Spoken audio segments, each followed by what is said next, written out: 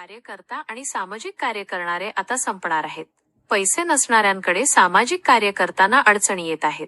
पूर्वीसारखे नमस्कार करून निवडणुका आता जिंकता येत नाही. पैशांशिवाय राजकारण करता येत नाही. त्यामुळे यापुढील काळात गोरगरीब चळवळीतला कार्यकर्ता राजकारणात दिसणार नाही. श्रीमंताची घराणेशाही असणाऱ्यांची मुले आता यापुढील काळात राजकारणात दिसतील असे मत माजी आमदार रवींद्र धंगेकर यांनी व्यक्त केले. जाधवर ग्रुप ऑफ इन्स्टिट्यूट्स आणि सत्या फाउंडेशन यांच्या वतीने गरीब व गरजू लोकांना 12,000 कपड्यांचे वाटप करण्यात आले. नऱ्हे येथील प्राचार्य डॉ. सुधाकरराव जाधवर शैक्षणिक संकुल येथे उपक्रमाचे आयोजन करण्यात आले होते. यावेळी महाराष्ट्र नवनिर्माण सेना शहराध्यक्ष साईनाथ बाबर, विद्यार्थी सेना शहराध्यक्ष महेश भोईबार, जाधवर ग्रुप ऑफ इन्स्टिट्यूटचे संस्थापक अध्यक्ष प्राध्यापक डॉ. सुधाकर जाधवर, उपाध्यक्ष ॲडव्होकेट शार्दूल जाधवर, खजिनदार सुरेखा जाधवर, सत्या फाउंडेशनच्या अध्यक्ष गीतांजली जाधव आदी उपस्थित होते. आज आम्ही साईनाथजी इथे बसले. आम्ही आमच्या जीवनकाळ कसं झाला, कसे आम्ही राजकारणात आलो, आम्ही काय केलं. पण मी कालच सकाळी मला काही कार्यकर्ते भेटले. इथं सगळीच सन्माननीय लोक बसले आणि काही कार्यकर्ते भेटल्याने मी त्यांना सकाळी सांगितलं की समाजसेवा करणारी जमात, कार्यकर्ता घडणारी जमात या निवडणुकीत सामणार आहे. परत एकदा सांगतो की जी सामाजिक कार्यकर्ते ही जमातच चालवणार जातात या निवडणुकीत. ती का सामणार आहे तर त्याचं कारण अनेक. आज आपण बघितलं तर निवडणुका कशाने घातल्या जातात तुम्हाला माहिती आहे. आज निवडणुकीत पैसे लागतात. कालच मी एका दत्त जयंतीला गेलो, एका पूजेला दरवर्षी जातात, 20-22 वर्ष जातात. मग आम्ही तुमच्यासारखं सगळ्यांना नमस्कार चमत्कार, हात दाखवणं, गोड बोलणं, काय खुशी काय दाखवणं. हळूच एकजण म्हटलं आपल्या सोसायटीला कलर मारायचं म्हणतात. आता जर सोसायटीला कलर मारायचं म्हणलं तर कार्यकर्त्यांनी कुठनं पैसा बरं आमच्याकडून कुठनं आणायचं आणि कुठनं आलं तर आहेच. अनेक अडचणी ह्या सामाजिक जीवनामध्ये येतात आणि म्हणून मी सायनांची म्हणतो की ह्याच्यापुढं समाजसेवा करणारी जमात ह्या निवडणुकीत संपलेली असते.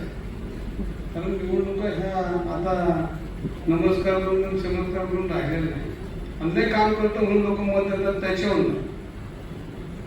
म्हणजे आम्ही ज्यांना नोकरी लावलं, ज्यांना घडवलं, ज्यांना घरं दिली बांधून ते निवडणुकीत आमच्या समोर असेल. जिंदाबाद मुर्दाबाद, आमचाच मुर्दाबाद असतो. त्याचं घर आम्ही बांधलं पण आमचा मुर्दाबाद त्याच्या.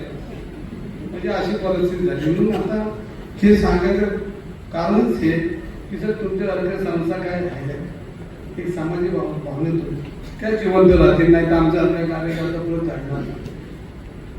आज आपण बघितलं तर मी नगरपालिकेचे प्रचारक तुम्ही बघित असेल किती लोकांमध्ये निवडणुकीला किती पैसे लागतात सर, प्रचंड पैसे. मी डोक्याला हातच लावला. मी ज्याच्या प्रचाराला गेलो तेव्हा बाबा कसं काय चाललंय, पण बाबा एकदम व्यवस्थित चाललंय. 20 गेले जातात, अजून 10 साडेतीन घालतो करतो प्रचार. आम्ही चाललाय प्रचार. आला पडत निकाल प्रचार पुढे ढकलले. कार्यकर्ते झेंडे बोलून गुंडले. माझ्या शरीर प्रचार पुढचे पैसे वाटू नको रे बाबा, आता निवडणूक थांबली, अजून 21 तारखेपर्यंत अशी परिस्थिती. तेव्हा आता सामाजिक कार्यकर्ता ही जमात, गोरगरीब कार्यकर्ता हा राजकारणात दिसणार नाही सर. याच्यामध्ये दिसणारे श्रीमंतांची मुलं परत येतात, घराणेशाही आणि त्यांच्या हाताने पक्ष. सर्वसामान्य कार्यकर्ता राजकारणात आता मला दिसणार नाही. आणि ही खरी तुम्ही सगळी बसलीच नाही. सगळी मंडळी तुम्ही शिक्षक आहात. हे का सांगायचं की ह्याच्या पुढे जर आपल्या शरीर एखादं जर आजारी पडलं ना तर त्याला उचलायला कोण जाणार. कारण ही लोकांच्या चूक आहे. लोकांनी जर असंच जर पैसे घेणार असतील तर मग कार्यकर्त्यांनी पैसे आणणार म्हणून आणि मग चळवळीतला कार्यकर्ता तुम्हाला सापडणार नाही. सर आता तुम्ही तर आयुष्य लोकांचे चेहरे वाचतात. आमचाही चेहरा तुम्ही पूर्वीच वाचलेला आहे. कारण सरांचे माझे संबंध गेले 30 वर्षापेक्षा जास्त. मी कार्यकर्ता होतो त्यावेळेला. सर भेटले की मला कधी मी थांबणार. मी म्हणलं हा बाबा मला का बघून थांबलं, एवढा सूट गोड मी जॅकेट आज घातलं त्यांच्याकडून. जॅकेट मी घालून सर घाललं तर आलं मी घालून. तुम्ही ना माणूस काय घालतो, तुम्ही म्हणला इतिहास करा सर. शाहीर असेल. पण नंतर मी जसं जवळ गेलो सरांच्या, तर मग मला संस्था करायची सरांची. आणि मग सरांचा अनेक आपण म्हणतो, मग हा नेता तो नेता तो नेता सगळे नेते वाचतात सर. मग एक कौतुक घ्यायचं वाटतं सर तुमचं मला, तुमच्याकडे जे जीवनामध्ये तुम्हाला मी बघितलं पाहिजे, ग्रामीण भागातून आलेले व्यक्ती होतो, एवढी संस्था घडली, लाखो विद्यार्थी असोतून घडले जातात, सामाजिक भावना आहे. आणि मी माझ्या संस्थेचे संबंध नेते संबंध चांगले आहेत की आम्ही गेलो तर आम्हाला पहिला अर्धा कप चहा असतो आणि नंतर सांगतो सर याच्यासाठी आम्हाला आपण जातो संस्थेमध्ये. मग आम्हाला सांगतो की खालच्या माणसाशी बोलून घेतो. मग आमचं ॲडमिशन कसं होतं तुम्हाला, मग संस्था आम्हाला द्यायला दिसल्या, ही संस्था दिसली की लोकांना सांगायला देणारी संस्था.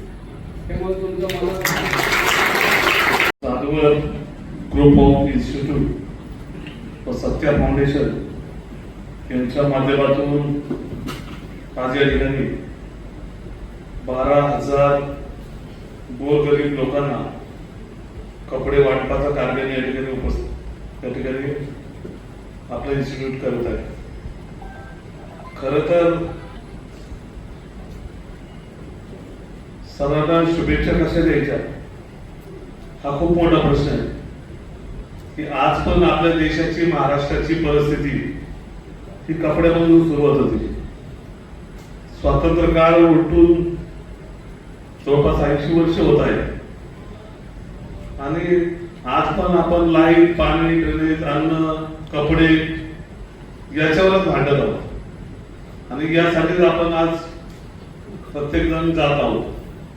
सर मी या ठिकाणी तुम्हाला अशा शुभेच्छा देईन की भविष्यावर काळामध्ये हा कार्यक्रम बंद झाला पाहिजे, पण जेणेकरून या देशामध्ये या महाराष्ट्रामध्ये कोणी गरीब राहिले पाहिजे की जे बिना कपड्याचे, बिना अन्नधान्याचे, बिना त्यांना कुठल्या दवाखान्याचे सुविधा मिळत आहे असा कुठलाही नागरिक राहिला नाही. त्या दिवशी आपल्याला खरं अर्थाने स्वातंत्र्य मिळालं असं होईल.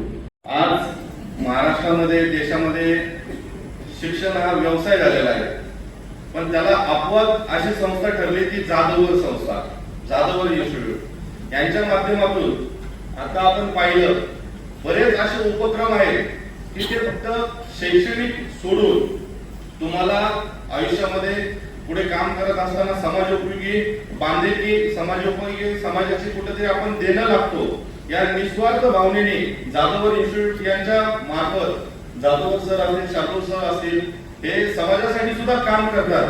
असंच त्यांच्या हातून गोरगरीब लोकांना मदत व्हावं, विद्यार्थ्यांना मदत व्हावं आणि त्यांच्या हातून देव देश धर्माचे कार्य घडो एवढे बोलतो आणि मला बोलवल्याबद्दल सर मी तुमचा मनापासून आभार मानतो. जय हिंद, जय महाराष्ट्र. आपण आज जवळपास 12,000 लोकांना, गरजू लोकांना आज आपण कपड्यांचं वाटप आपण त्याच्यामध्ये करत होतो. ही संकल्पना माझ्या डोक्यामध्ये 2021-22 साली ज्यावेळेसला कोरोना चालू होता आणि कोरोनाच्या काळामध्ये एक गोष्ट माझ्या लक्षामध्ये आली की ज्या लोकांचा उदरनिर्वाह हा फुटपाथवरनं चालतो, हा कुठल्या तरी मंदिराच्या बाहेर बसल्यानंतर, भीक मागितल्यानंतर किंवा मालुगरी मागितल्यानंतर किंवा लोकांनी सहाय्य केल्याशिवाय ज्यांचा उदरनिर्वाह चालू शकत नाही, अशा लोकांचे फार मोठ्या प्रमाणावरती अडचण झालेली ही आपल्याला कोरोनाच्या कालावधीमध्ये दिसली. कारण रेल्वे स्टेशन बंद होते, एअरपोर्ट बंद होते, मंदिरं बंद होते, सगळं बंद होतं. जी लोक रस्त्यावरती राहत होती, जी लोक कुठल्या तरी पुलाच्या खाली राहत होती, जे लोक बस स्टॉपवरती राहत होते, जे लोक बस स्टँड वरती राहत होते, या लोकांना जेवणासाठी अन्नधान्य त्या लोकांना मिळालं नाही. या लोकांना चांगल्या दर्जाचे कपडे त्या ठिकाणी त्याच्यामध्ये मिळाले नाही. त्यांना मेडिकल हेल्प जी लागत होती ही त्या लोकांना मिळाली नाही. आणि हे सगळं एकंदरीत ह्या सगळ्या गोष्टी लक्षात आल्यानंतर आपण सुद्धा काहीतरी केलं पाहिजे. म्हणून ह्या कपडे वाटपाचं वस्त्रदान, म्हणजे आपल्या धर्मामध्ये सुद्धा असं सांगितलेलं वस्त्रदान हे श्रेष्ठ दान आहे असं त्या ठिकाणी म्हटलं जातं. आणि ही संकल्पना माझ्या डोक्यामध्ये आली आणि त्याच्याच 1 वर्ष आली ज्यावेळेसला केरळ राज्यामध्ये, भारताच्या केरळ राज्यामध्ये ज्यावेळेसला पूर आला.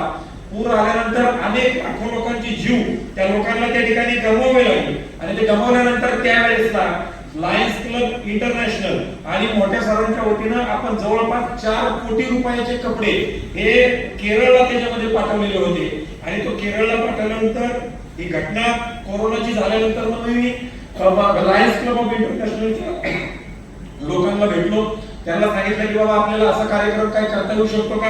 त्यांच्यासोबत 1 वर्ष आपण हा कार्यक्रम घेतला. लायन्स क्लब ऑफ इंटरनॅशनल मधली जी लोक त्याच्यामध्ये कामाला होती ही त्याच्यानंतर काही बाहेरच्या देशामध्ये गेली आणि त्याच्यामुळे तो काही कार्यक्रम त्याच्यामध्ये तो पुढे होऊ शकला नाही. आणि म्हणून मग काय करायचं, कपडे तर गोळा करतोय, त्या सगळ्या गोष्टी तर आपल्याला पुढे द्यायच्यात, मग नेमकं काय आपण करायचं. तर त्यावेळेस मी गुगलला म्हणजे सर्च केले बाबा कपडे आपल्याला दान करायचे, वाटप करायचे, काय केलं पाहिजे. त्यावेळेस एक 8-10 फाउंडेशनची नाव आली आणि त्याच्यामध्ये तुमच्या गीतांजली मॅडम तुमचं नाव ते 2-3 नंबरला त्या गुगल मध्ये मला त्याच्यामध्ये मिळालं. आणि सगळ्यात जवळ कात्रज असल्यामुळे बाबा जर जो व्यक्ती कात्रज हडपसर भागामध्ये काम करतोय सगळ्यात जवळ आहे, दुसऱ्या माणसाला कुठं भेटायचं तो सत्य आहे नाहीये जवळ जवळ आपल्याला पाहिलंही. म्हणून मी तुम्हाला त्यावेळेसला संपर्क केला. सुरुवातीला फक्त मी काहीतरी 100-150 कपडे हे तुमच्या ताब्यामध्ये दिलेले होते आणि गेल्या वर्षी आपण 10,000 कपडे त्यांना दिलेले होते आणि या वर्षी त्याच्या पुढे जाऊन 12,000 कपडे आपण गोळा करण्याचं काम आपण त्याच्यामध्ये केलं. हे 12,000 कपडे जे गोळा केलेले हे काम फक्त कपडे कोणतरी दान करतंय हा विषय नाही हे लक्षामध्ये घ्या मित्रांनो. हा जो कार्यक्रम आहे या कार्यक्रमाला अनन्यसाधारण महत्व आहे. याच्याकरता मी त्या ठिकाणी म्हणतो की आज आपल्या देशाला जवळपास 75 पेक्षा जास्त वर्ष ही स्वतंत्र मिळून झाली. 80व्या वर्षाला आपण आता ठेपणार आहे आणि त्यावेळेसला आपण आपल्या देशाकडे जर पाहिलं तर गरिबी आपल्याला फार मोठ्या प्रमाणावरती दिसते. मी काल रात्री आकडा काढत होतो. आकडा काढत असताना मला गुगलच्या माध्यमातून आणि चॅट जीपीटीच्या माध्यमातून 2 गोष्टी लक्षात आल्या. पहिली गोष्ट अशी लक्षात आली की संपूर्ण पृथ्वीवरती 1.2 बिलियन लोक म्हणजे जवळपास 120 कोटी लोक या संपूर्ण पृथ्वीवरती अशी आहेत की ज्या लोकांना कपडे घालण्यासाठी म्हणून त्याच्यामध्ये त्यांच्याकडे व्यवस्था नाही आणि ज्या लोकांकडे कपडे आहेत त्यांच्याकडे ती धुण्याची व्यवस्था नाही. आणि जर त्याच्यामध्ये अभ्यास असा सांगतो की जर आपल्याकडे जर कपडे हे जर आपण स्वच्छ घातले नाही ते रोजच्या रोज जर आपण बदलले नाही तर या सगळ्या लोकांना त्वचेचे आजार म्हणजे स्किन प्रॉब्लेम या सगळ्या लोकांना मोठ्या प्रमाणामध्ये होत चाललेले. आणि नुसतं स्किन प्रॉब्लेम नाही तर मानसिक आजार सुद्धा या लोकांना होतोय. त्याचं जर आपण रिझल्ट काढले तर मी सुद्धा बघितलं की बाबा कपडे घालत नाही स्वच्छ घालत नाही म्हणजे मानसिक आजार कसं काय. तर त्या रिसर्च मध्ये असं सांगितलेलं आहे म्हणजे तुम्ही आणि आपण सुद्धा विचार करू शकतो की जर आपण आंघोळ केली नाही आपण जर चांगले कपडे घातले नाही तर ते रिसर्च मध्ये असं सांगितलेलं आहे आपल्याला चांगले विचार येत नाही, आपण नव ऊर्जेनं त्या ठिकाणी पुढे जाऊ शकत नाही. आणि त्याच्यामुळे तुम्ही सुद्धा स्वतःवरनं सुद्धा तुम्ही काढू शकता की माणसाचा कॉन्फिडन्स तुम्ही जर नवीन कपडे घातले सुटामध्ये तुम्ही असाल युनिफॉर्म तुमचा जर चांगला असेल तर तुमचा कॉन्फिडन्स हा अत्यंत चांगला असतो. तुम्ही मोठ्या लोकांना भेटताना कार्यक्रमामध्ये जाताना सुद्धा तुमचा कॉन्फिडन्स तुम्हाला तो लगेच जाणवतो. पण ते जर ढगळे कपडे असले व्यवस्थित फिटिंग वाले नसले त्याच्यावरती घाण असेल तर कॉन्फिडन्स सुद्धा त्याच्यामध्ये येतो आपला कमी होताना आपल्याला त्याच्यामध्ये तो दिसतो. आणि म्हणून त्वचेचे आजार आणि लोकांना मानसिक आजार त्याच्यामध्ये झालेले आहेत की लोक त्या ठिकाणी चांगले कपडे अंगावरती नसल्यामुळं नव ऊर्जेनं ती लोक काम करू शकत नाहीत. त्यांचे जे कॉन्फिडन्स लेवल आहे तो पूर्णतः संपलेला आपल्याला त्याच्यामध्ये दिसतो. हा पहिला मुद्दा. दुसरा जो मुद्दा आहे तो मला अत्यंत मोठ्या प्रमाणावरती या ठिकाणी प्रकर्षाने या मंचावरती मांडायचा आहे की आज या देशाला 70-80 वर्ष स्वतंत्र मिळून झाल्यानंतर या देशाच्या स्वातंत्र्यासाठी हजारो लाखो करोडो युवकांनी स्वतःचे प्राण त्या ठिकाणी त्यागले. छत्रपती संभाजी महाराजांपासून ते आपल्या भगतसिंगांपर्यंत ज्या वेळेसला संभाजी महाराजांचा आपण विचार करतो त्यावेळेसला त्यांना सांगितलेलं होतं की तुम्ही मुसलमान बना, हा हिंदू धर्म तुम्ही त्या ठिकाणी सोडा आणि तुम्हाला सगळंच्या सगळं राज्य हे आम्ही तुम्हाला परत देऊ, तुम्हाला नसबदार बनवू, तुम्हाला आम्ही मारणार नाही, खजाना आम्हाला परत देऊन टाका. तसं भगतसिंगांचा जर विचार केला तर त्यांना सांगितलेलं होतं की हा देश हा जाती जातीमध्ये विखुरलेला देश आहे, यांच्यासाठी तुम्ही वयाच्या 21-22 वर्षी फासावरती चढू नका. हे लोक 100% परत एकदा देश बुडवतील हे तिथं त्यांना फाशी द्यायच्या आधी जेलरने सांगितलेलं होतं. त्यावेळेसला या दोन्ही थोर पुरुषांचे असे शब्द होते की माझ्या मरणानंतर या देशातल्या लोकांच्या डोक्यामध्ये कुठं ना कुठं तरी प्रकाश पडेल. आज आमच्या देशाची आणि महाराष्ट्राची काय परिस्थिती आहे सर, मी मराठवाड्यातून येतो. मराठवाड्यामध्ये आमच्याकडे अशी परिस्थिती एका जातीचा महाराज दुसऱ्या जातीच्या सप्त्याला जात नाही, दुसऱ्या जातीची लोक एका जातीच्या माणसाला सप्त्याला बोलवत नाही, एका जातीचा माणूस दुसऱ्याच्या शेतामध्ये रोजाला जात नाही, दुसऱ्या दुसऱ्या जातीचा माणूस ह्यांच्या शेतात कामाला येत नाही एवढीच गोष्ट नाही. जर गावाकडे मित्राला जर भेटायचं असेल तर या लोकांना गावामध्ये हे गावाच्या चावडीमध्ये वेशीवरती त्या ठिकाणी भेटू शकत नाही. यांना लांब कुठं तरी डोंगरामध्ये गायरानामध्ये जाऊन यांना भेटावं लागतंय. कारण जर एका जातीचा मित्र दुसऱ्या जातीच्या मित्रांना जर भेटला तर त्या ठिकाणी त्यांना वाईट टाकलं जातंय. त्यांच्यावरती फार मोठ्या प्रमाणावरती संकट त्या गावामध्ये सुद्धा त्याच्यामध्ये येते. एवढंच नाही, एका जातीची लोक दुसऱ्या जातीच्या किराणा मालाच्या दुकानात सुद्धा जात नाही. ही परिस्थिती आज आमच्या मराठवाड्याची त्या ठिकाणी झालेली आहे. आणि ही परिस्थिती सुद्धा आज पुण्यामध्ये आणि आपल्या पश्चिम महाराष्ट्रामध्ये सुद्धा वाढताना त्या ठिकाणी दिसती. की काही मागं मला वाटतं राज साहेबांनी त्यांच्या भाषणामध्ये सांगितलं होतं की काही त्यांच्याकडे व्हिडिओ व्हॉट्सअपवरती आलेले होते आणि त्या व्हिडिओज मध्ये काही शाळेतल्या मुली सांगत होत्या की मी माझ्या मैत्रिणीसोबत डबा खायला बसत नाही कारण माझी मैत्रीण ही दुसऱ्या जातीची आहे. आज हा कार्यक्रम घेत असताना या जातीयतेवरती म्हणजे सर्व धर्म समभाव हे तर आहेच आहे, पण आता सर्व जाती समभाव हे आपल्याला त्या ठिकाणी म्हणावं लागणार आहे. एवढी वाईट परिस्थिती आज आमच्या देशाची आणि आमच्या महाराष्ट्राची त्या ठिकाणी झाली. आज ज्या वेळेसला कपडे आपण त्या ठिकाणी लोकांना दान करतोय त्यावेळेसला सुद्धा हा सर्व जाती सर्व धर्म समभावाचा संदेश त्या सगळ्या लोकांकडे जाणार आहे की तळागाळातल्या आज जाधव ग्रुप ऑफ इन्स्टिट्यूट मधल्या गोरगरीब शोषित दलित वंचित आदिवासी समाजातल्या लोकांनी वाड्या वस्ती तांडेवरच्या लोकांनी आज जवळपास 25,000 विद्यार्थ्यांकडनं 12,000 कपडे आपण गोळा केले. ते कोणत्या जाती धर्माच्या लोकांकडे न जाता गरजू आणि गरजवंत आणि गरीब लोकांपर्यंत त्या ठिकाणी पोहोचणार आहे. त्याही सगळ्या लोकांच्या मनामध्ये भावना निर्माण होणार आहे की माझ्यासाठी चांगला विचार करणारी कुठं ना कुठं तरी लोक ही त्या ठिकाणी आहेत. आणि जाधवर ग्रुपच्या माध्यमातून आपण मागच्या वेळी 10,000 कपड्यांचं वाटप केलं होतं, यावेळी 12,000. हे जे कपडे आहेत हे कपडे आपण विविध संस्था असतात जे वृद्धाश्रम आहेत, अनाथाश्रम आहेत, शिवदर्शने, पर्वती दर्शने अशा सारख्या भागांमध्ये देतो. तसेच अहमदनगर म्हणून एक मार्केट आहे तिथे हे वाटप होतं. जे लोक आपल्या मठाजवळ असतात, वेगवेगळ्या साई मंदिराजवळ असतात, या लोकांनाही आपण ते संध्याकाळच्या वेळी तिथे वाटप करत असतो आणि त्या कामामध्ये त्या भागातली लोक मला मदत करत असतात. हे सर्व काम करताना असं एक लक्षात आलं की जाधवर ग्रुपचं फक्त एवढंच काम नाहीये. आताच मला लक्षात आलं की जे आपले सैनिक असतात, अग्निशमन दलाचे जी लोक असतात किंवा पत्रकार, पोलीस यांच्या मुलांना 50% फी मध्ये सवलत देतात ते, जेणेकरून त्या लोकांनाही हातभार लागावा असं त्यांचं काम आहे. आणि वेगवेगळे आरोग्य शिबिर असतील, युवा संसद नात्यांचा एक प्रामुख्याने राजकीय विषयावर जो कार्यक्रम असतो की समाजकारण आणि राजकारण याचं सांगड कसं घालावा अशा पद्धतीचं त्यांचा जो युवा संसद म्हणून जो कार्यक्रम असतो तो एक खूप उल्लेखनीय असा आहे. विडा उचललेला आहे समाजाच्या सेवेचा.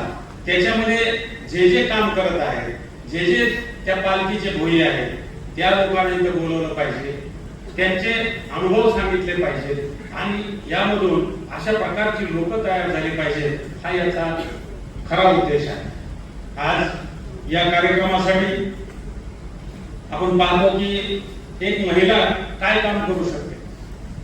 हे 75 लाखाचं धान्य दुसऱ्याकडून गोळा करून गरिबांना, गरजवंतांना कोविड मध्ये कोण वाचतंय कोण जगतंय हे माहित नव्हतं आपल्याला.